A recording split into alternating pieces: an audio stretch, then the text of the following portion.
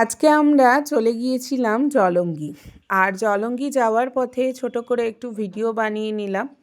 আর দেখো, জলঙ্গি পৌঁছে আমরা দেখতে পেয়েছিলাম একটা খুব সুন্দর রাধাকৃষ্ণের মন্দির।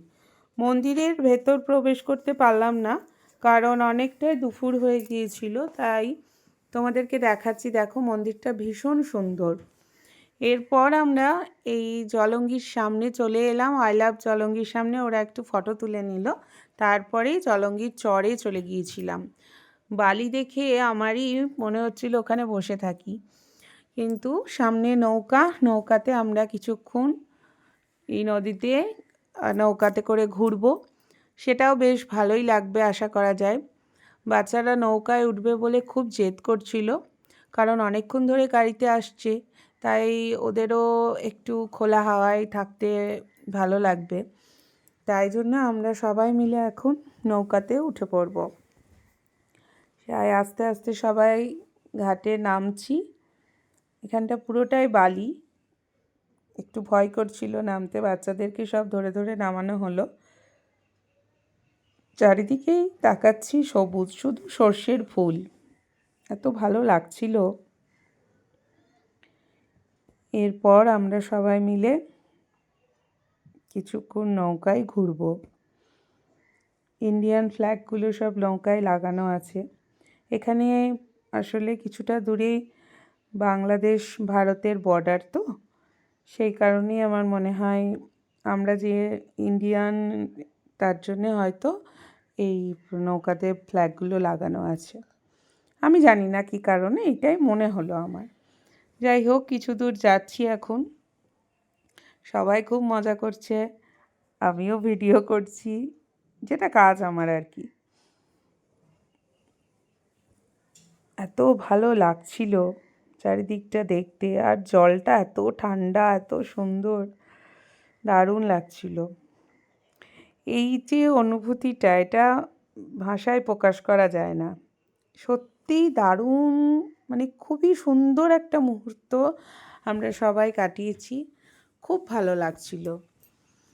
অনেক দিন পর আসলে বাচ্চারাও আর আমরা বড়রাও সবাই অনেক দিন পর আমরা নৌকায় অনেকক্ষণ সময় কাটালাম। খুব মজা করেছি আমরা। তাই এরপর আমরা ওখান থেকে মানে ঘাটে আবার পৌঁছে গেলাম। ঘাটে সবাই মিলে বালির চরে কিছুক্ষণ সময় কাটালাম। যারা ওখানকার মানুষ আছেন তারা আর কি বললেন যে সামনেই যে জায়গাটা আপনারা দেখতে পাচ্ছেন, ওই দিকে দূরে সবুজ যে সর্ষের ক্ষেত, ওর পরেই নাকি ভারত বাংলাদেশের বর্ডার। যাই হোক, দেখলাম, ভালো লাগলো।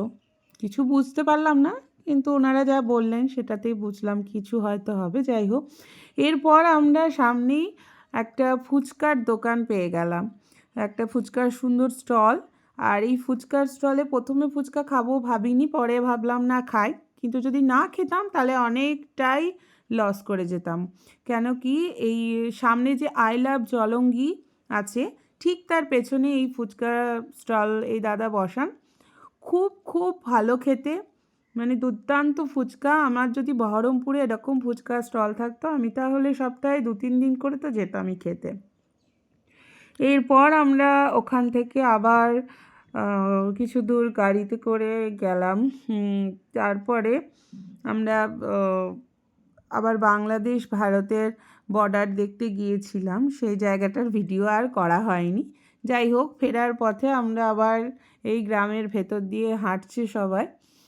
বাচ্চাগুলো আসলে গাড়িতে উঠতেই চায় না, ওদের সবারই খুব প্রবলেম হচ্ছে, কিন্তু এতটা পথ তো আর হেঁটে যাওয়া যাবে না, সেই কারণে আমরা আবার সবাই গাড়িতে উঠে পড়লাম। দেখো কি সুন্দর গ্রামের পথ, এত ভালো লাগছিল না, চারিদিকে শুধুই সবুজ আর সবুজ, খুব সুন্দর। অনেক দিন পর এই রকম গ্রামের ফাঁকা রাস্তা দিয়ে যাচ্ছি, খুব ভালো লাগলো। অনেকে হয়তো বলবে যে কি আছে, কি দেখতে গেছো, কিন্তু আমি বলবো যে এরকম সবুজের মাঝে মাঝে মধ্যে চলে আসতে হয়, চলে আসাটা উচিত। এত আমাদের শহরে চারিদিকে ভিড়, তার থেকে এগুলো ভালো। আমি একটু বাড়ি থেকে কড়াইশুঁটির কচুরি আর আলুর দম বানিয়ে নিয়ে এসেছিলাম। সেটাই আমরা একটা জায়গায় বসে সবাই মিলে একটু খেয়ে নিলাম, কারণ সবারই ভীষণ খিদে পেয়ে গেছিলো।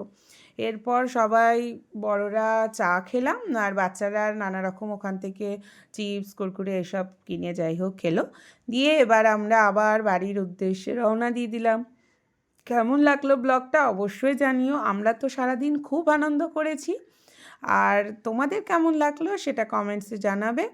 আর সবাইকে হ্যাপি নিউ ইয়ার। সবাই খুব ভালো থেকো। পরের ব্লগে আবার খুব শীঘ্রই দেখা হবে।